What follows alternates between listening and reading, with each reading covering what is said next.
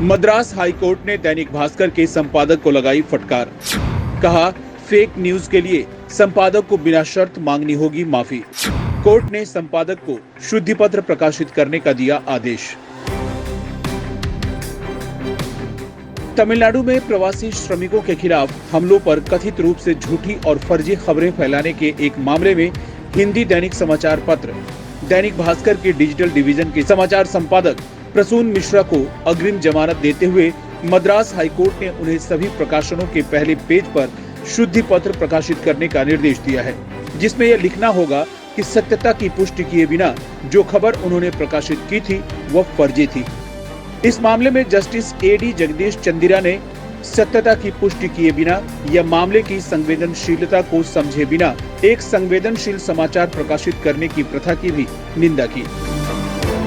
अदालत ने इस बात पर भी जोर दिया कि मीडिया, जो लोकतंत्र का चौथा स्तंभ है, एक बड़ी जिम्मेदारी निभाता है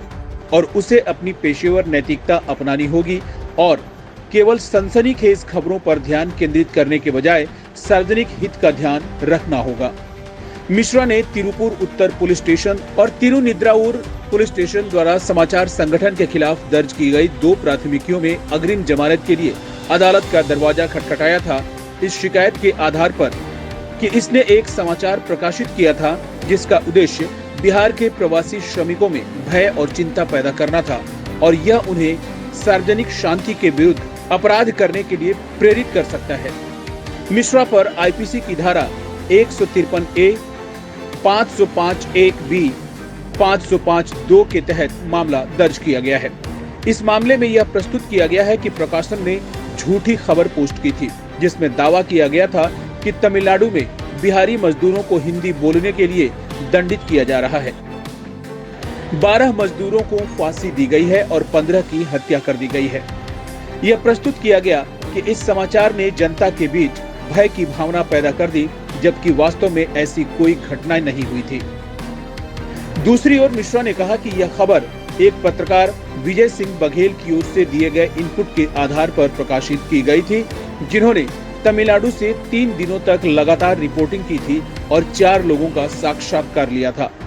उन्होंने ये भी कहा कि तमिलनाडु के डीजीपी की ओर से एक सर्कुलर जारी किए जाने के बाद इस खबर को हटा दिया गया था, जिसमें बताया गया था कि रिपोर्टें फर्जी हैं।